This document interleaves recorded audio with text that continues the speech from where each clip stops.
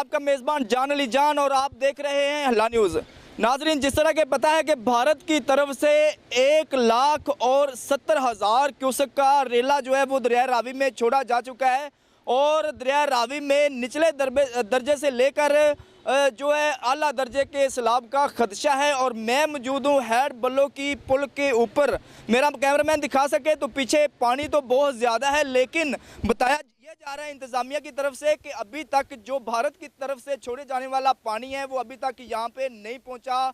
वो तकरीबन रात को 10 बजे के करीब जो है वो शादरा रावी पुल जो है वो क्रॉस करेगा और तकरीबन 12 घंटे के अंदर वो पानी यहाँ हैड बल्लो की में पहुँचेगा। और मैं आपको ये भी बताता चलूँ कि हैड बल्लो की में जो पानी के गुजरने की गुंजाइश है वो 3,50,000 क्यूसेक की है और जो भारत की तरफ से पानी आ रहा है वो 1,70,000 क्यूसेक है। और उसके बाद मैं पाकिस्तान के पानी की भी बात करता चलूँ कि बारिशों का पानी जो है वो भी दरिया में बहुत ज़्यादा है।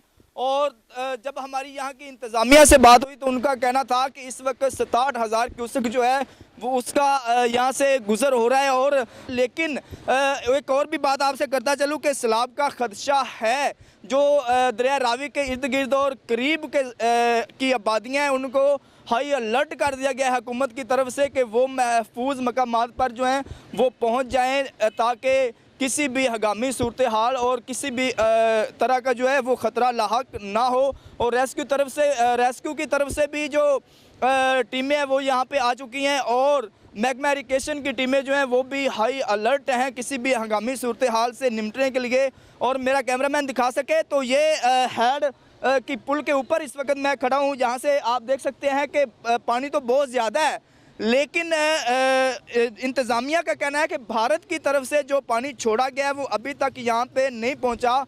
लिहाजा के पानी जो है वो पाकिस्तानी टाइम के मुताबिक जो है वो कल सुबह 7 बजे या 8 बजे यहाँ पर पहुँचेगा। और यहाँ से जो गुज़र है पानी का मैं आपको फिर बताता चलूँ कि 3,50,000 क्यूसेक है, जबकि टोटल जो पानी का यहाँ से गुज़र होगा वो तकरीबन 2.5 लाख क्यूसेक होगा। इससे जो दरिया रावी के इर्द गिर्द के जो देहात हैं, जो गांव हैं, जो आबादियाँ हैं, उनको नुकसान होने का खदशा तो है। उनके साथ साथ जो फसलें हैं जिसमें मक्की है, कमांद है, धान है, कपास है और दीगर जो फसलें हैं उनको भी नुकसान होने का बहुत ज़्यादा खदशा है। लेकिन इन तमाम मामलात से निपटने के लिए जो हुकूमत की तरफ से टीमें तश्कील दी गई हैं वो भी हाई अलर्ट बैठी हुई हैं, उन्होंने जिसमें रेस्क्यू वालों ने कैंप लगाए हुए हैं और महकमा इरिगेशन के जो डिपार्टमेंट्स के लोग हैं वो भी यहाँ पे मौजूद हैं। जब उनसे हमारी बात हो रही थी तो उनका यही कहना था कि फ़िलहाल जो भारत की तरफ से छोड़े जाने वाला पानी है वो यहाँ तक नहीं पहुँचा और तकरीबन